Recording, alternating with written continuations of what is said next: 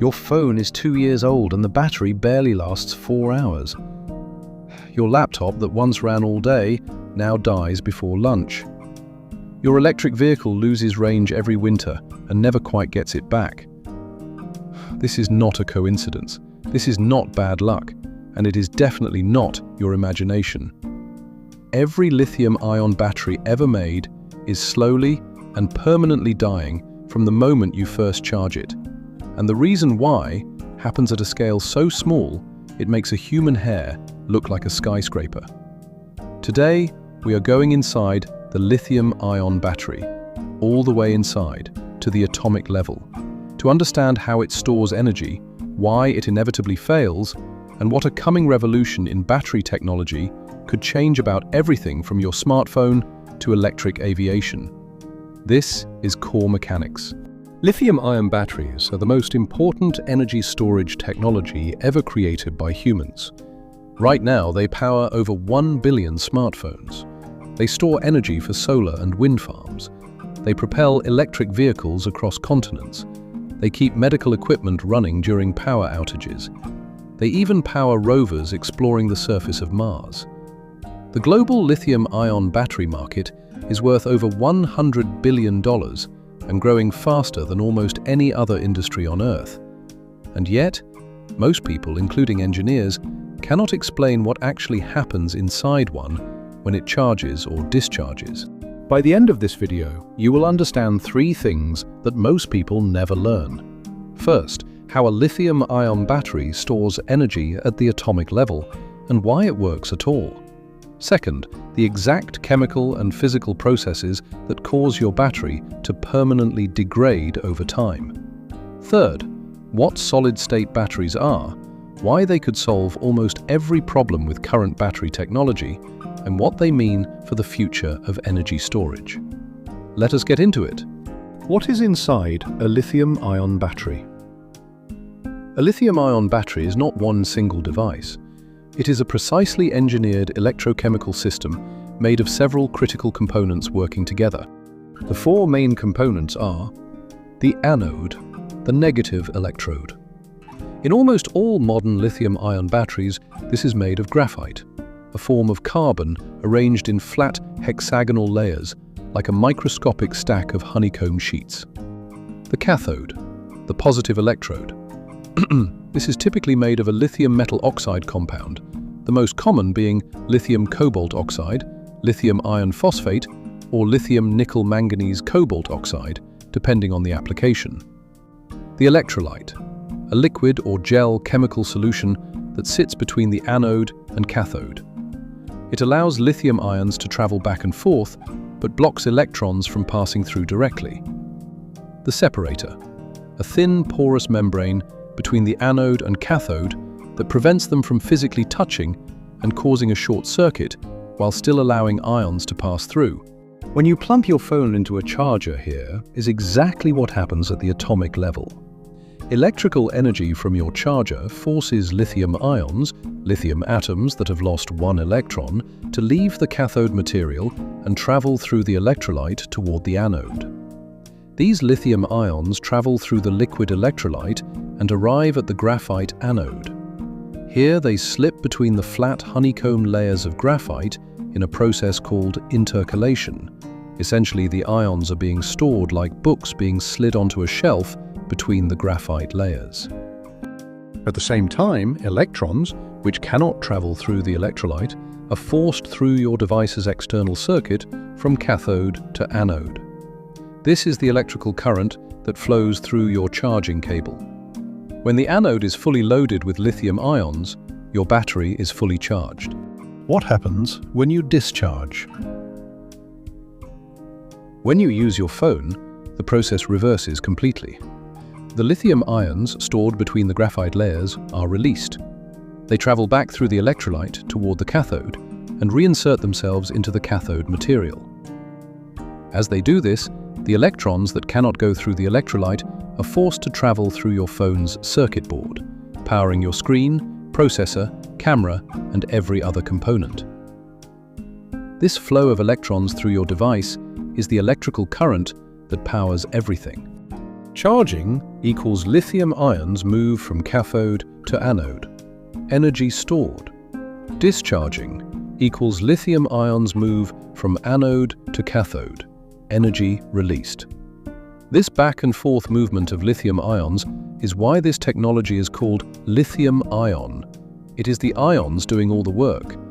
And in a perfect world, this cycle could repeat indefinitely without any loss. Charge, discharge, charge, discharge, forever. But we do not live in a perfect world. Why batteries degrade and die? Every time your battery completes one charge and discharge cycle, something goes slightly wrong at the atomic level. These small imperfections accumulate over hundreds and thousands of cycles until the battery can no longer hold a useful charge. Here are the 4 main mechanisms destroying your battery right now. Mechanism 1. Solid electrolyte interphase formation. The very first time you charge a lithium-ion battery, the liquid electrolyte reacts chemically with the graphite anode surface and forms a thin coating called the solid electrolyte interphase, or SEI layer. Initially, this SEI layer is actually useful. It stabilizes the anode and protects it from further reaction with the electrolyte.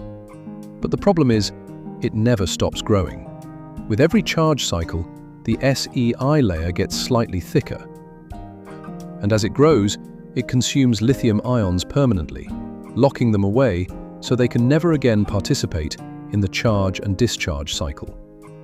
This is called lithium inventory loss, and it is one of the primary reasons your battery capacity permanently shrinks over time. Those lithium ions are gone forever. Mechanism 2. Anode expansion and contraction. Every time your battery charges, the graphite anode absorbs lithium ions and physically expands. Every time it discharges and releases those ions, it contracts. Expand, contract, expand, contract, hundreds of times. This constant mechanical stress causes microscopic cracks to form in the graphite structure, like bending a piece of metal back and forth until it breaks. These cracks create new surfaces that react with the electrolyte, forming more SEI layer, consuming more lithium ions, and further reducing capacity. Mechanism 3. Lithium plating. When you charge your battery too fast, or charge it in cold temperatures, something dangerous can happen. Instead of lithium ions properly intercalating into the graphite layers, they deposit directly on the anode surface as lithium metal in a process called lithium plating. These lithium metal deposits, called dendrites, are thin, needle-like metallic structures that grow across the anode surface. Dendrites are dangerous for 2 reasons. First, they trap lithium permanently, removing it from the active cycle and reducing capacity. Second, and far more seriously, if a dendrite grows long enough, it can pierce through the separator and touch the cathode. This creates a short circuit that can cause the battery to rapidly overheat, swell, and in extreme cases, catch fire or explode. This is the primary reason lithium-ion battery fires in smartphones and electric vehicles happen. And it is why fast charging, while convenient, accelerates battery degradation. Mechanism 4. Cathode degradation. The cathode material also degrades over time. The repeated insertion and removal of lithium ions causes the crystal structure of the cathode to slowly break down, a process called structural fatigue. As the cathode structure deteriorates, it becomes less able to accept and release lithium ions efficiently. This increases the battery's internal resistance, meaning more energy is wasted as heat during charging and discharging, and reduces the overall capacity available to power your device. The temperature factor. Both extreme heat and extreme cold dramatically accelerate all 4 of these degradation mechanisms. Heat speeds up the chemical reactions that form the SEI layer and break down the cathode. This is why leaving your phone in a hot car destroys its battery faster than almost anything else. Cold slows down lithium-ion movement through the electrolyte, increasing the risk of lithium plating and temporarily reducing available capacity. This is why your phone dies faster in winter and why electric vehicles lose range in cold weather. The ideal operating temperature for a lithium-ion battery is between 15 and 25 degrees Celsius. Outside this range, degradation accelerates significantly. Solid-state batteries and the future. Everything we have described so far, the SEI formation, the dendrites, the structural fatigue, the fire risk, almost all of it comes down to one fundamental problem with lithium-ion batteries: the liquid electrolyte. The liquid electrolyte is simultaneously what makes lithium-ion batteries work and what causes most of their problems. It reacts with the anode, forming the SEI layer. It allows dendrites to grow through it. It can leak or catch fire. It performs poorly at extreme temperatures. And it fundamentally limits how energy-dense and how safe these batteries can be. What if you could replace the liquid electrolyte with something solid? That is exactly the idea behind solid-state batteries. What is a solid-state battery? A solid-state battery replaces the liquid or gel electrolyte with a solid material, typically a ceramic, glass, or solid polymer compound that can conduct lithium ions just like the liquid version, but without any of the liquid's problems. This single change has enormous consequences for every aspect of battery performance. Why solid-state batteries are revolutionary. 1. Safety. Without liquid electrolyte, there is no flammable material inside the battery. Solid-state batteries cannot leak, cannot catch fire the way lithium-ion batteries do, and are dramatically safer even under physical damage or extreme conditions. Energy density. Solid-state batteries can use a lithium metal anode instead of graphite. Lithium metal can store dramatically more lithium ions per unit of volume than graphite, potentially increasing energy density by 2 to 5 times compared to current lithium-ion batteries. This means an electric vehicle with a solid-state battery pack could have the same range as today's best EVs using a battery pack half the size and weight. Or the same size pack could deliver double the range. Dendrite prevention. The solid electrolyte physically blocks dendrite growth, eliminating the primary cause of lithium-ion battery fires and allowing much faster charging without safety risk. Longevity. Because the solid electrolyte does not react with the anode the way liquid electrolyte does, the SEI formation problem is dramatically reduced.